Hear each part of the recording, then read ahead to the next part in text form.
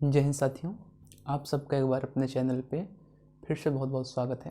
दोस्तों, आज हम लोग देख रहे हैं गंगा नदी तंत्र। क्या देख रहे हैं? गंगा नदी तंत्र, या फिर हम कह सकते हैं कि पंच प्रयाग भी देख रहे हैं। क्या कह सकते हैं? पंच प्रयाग या गंगा नदी तंत्र देख रहे हैं, वो भी एकदम फिगर के साथ। या कौन सी नदी कहाँ मिल रही है, किस छोर से मिल रही है, यानी एग्जाम्स में गंगा नदी तंत्र से या फिर पंच प्रयाग से जो भी क्वेश्चंस आएंगे आप लोग उसे इजीली सॉल्व कर लेंगे। चलिए शुरू करते हैं अपना ये आज का टॉपिक। कौन सा? पंच प्रयाग या गंगा नदी तंत्र। चलिए शुरू करते हैं। देखिए, ये हमारा हो गया मैप। क्या हुआ प्यारे बच्चों? ये हमारा हो गया मैप। आप लोग को दिखाई दे रहा होगा, उम्मीद करते हैं। चलिए शुरू करते हैं। ठीक, देखिए, आपके 4 ऐसे स्थान हैं जहाँ से पंच प्रयाग का निर्माण होता है। वो स्थान कौन कौन से हैं? पहला हो गया बद्रीनाथ।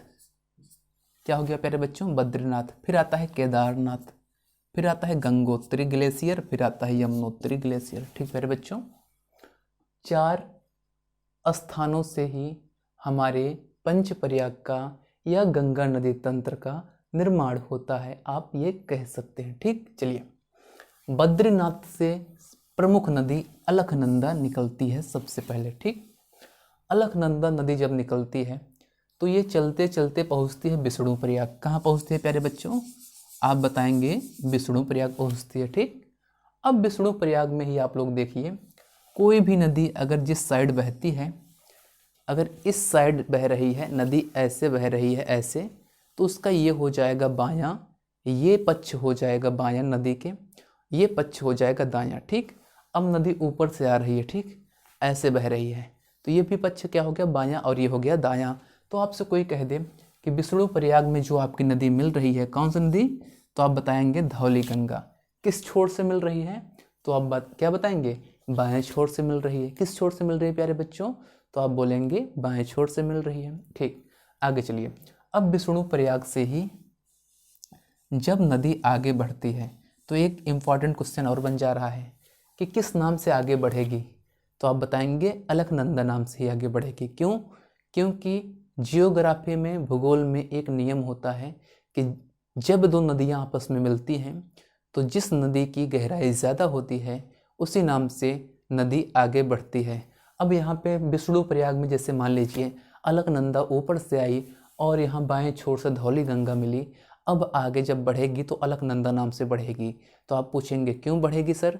तो हम बताएंगे आपको, इसलिए बढ़ेगी क्योंकि अलकनंदा नदी की गहराई अपेक्षाकृत धौली गंगा के ज़्यादा है। किसकी गहराई? अलकनंदा की। तो इसलिए क्या हो जाएगा कि विष्णु प्रयाग से जब नदी आगे बढ़ेगी तो अलकनंदा नाम से आगे बढ़ेगी। ठीक प्यारे बच्चों, अब आगे देखिए, जब अलकनंदा आगे बढ़ती है तो यहीं पे नंद प्रयाग जब पहुँचती है तो एक नदी इसकी सहायक और मिलती है इससे।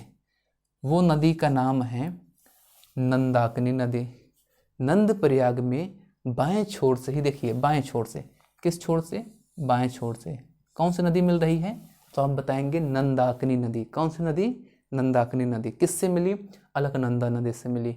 अब यहाँ भी अलकनंदा की गहराई ज़्यादा है, तो इसलिए जब नंद प्रयाग से आगे नदी बढ़ेगी तब भी अलकनंदा नाम से बढ़ेगी। ठीक, तो आगे जब नंद प्रयाग से आगे बढ़ती है अलकनंदा रिवर तो पहुँचती है कर्णप्रयाग। कहाँ पहुँचती है? कर्णप्रयाग। कर्णप्रयाग में ही बाएं छोर से एक नदी मिलती है जिसका नाम होता है पिंडार रिवर। कौन सी रिवर? पिंडार रिवर।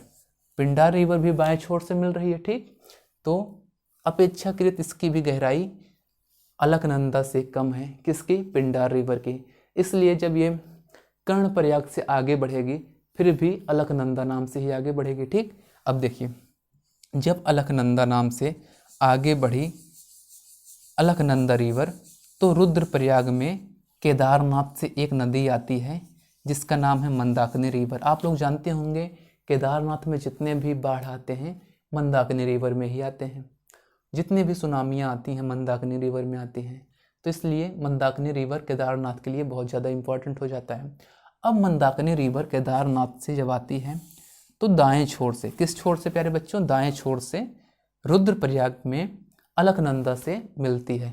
अब यहाँ भी अलकनंदा की गहराई ज़्यादा है, इसलिए जब ये आगे बढ़ेगी रिवर फिर भी फिर से इसका नाम क्या पड़ जाएगा, अलकनंदा रिवर। क्या पड़ जाएगा, अलकनंदा रिवर। तो अलकनंदा रिवर देवप्रयाग में, अलकनंदा रिवर देवप्रयाग में जब पहुंचती है तो यहीं पे प्यारे बच्चों ध्यान देने वाली बात यह है कि गंगोत्री ग्लेशियर से भागीरथी रिवर आती है। कौन सी नदी आती है, भागीरथी रिवर आती है। ठीक, अब भागीरथी रिवर दाएं छोर से आ रही है, ध्यान दीजिएगा, दाएं छोर से आ रही है और देवप्रयाग में ही ये मिल जाती है किससे, अलकनंदा नदी से। किससे मिलती है, अलकनंदा नदी से मिल जाती है। तो क्या हो जाता है, अब अलकनंदा और भागीरथी की गहराई लगभग सेम है, इसलिए इसका यहाँ पे नाम बदल जाता है। नाम बदल के क्या होता है, तो आप बताएंगे गंगा नदी। क्या होता है, गंगा नदी। अब गंगा नदी जब आगे बढ़ती है तो पहुँचती है प्रयागराज। कहाँ पहुँचती है प्यारे बच्चों, प्रयागराज। प्रयागराज में ही यमुनोत्री ग्लेशियर से आपकी यमुना नदी आती है। कौन सी नदी आती है, यमुना नदी। और यमुना नदी यहीं पे गंगा रिवर से मिल जाती है और आगे बढ़ जाती है। तो इस प्रकार से हमारा ये पंच नदी तंत्र हुआ, या पंच प्रयाग हुआ, या नदी गंगा तंत्र हुआ, या गंगा नदी तंत्र हुआ, कुछ भी हम कह सकते हैं। तो दोस्तों वीडियो अगर आपको पसंद आया हो, समझ में आया हो, तो वीडियो को लाइक कीजिए, चैनल को सब्सक्राइब कर दीजिए और जितना ज़्यादा से ज़्यादा हो सकेगा इस वीडियो को शेयर कर दीजिएगा। धन्यवाद, जय हिंद।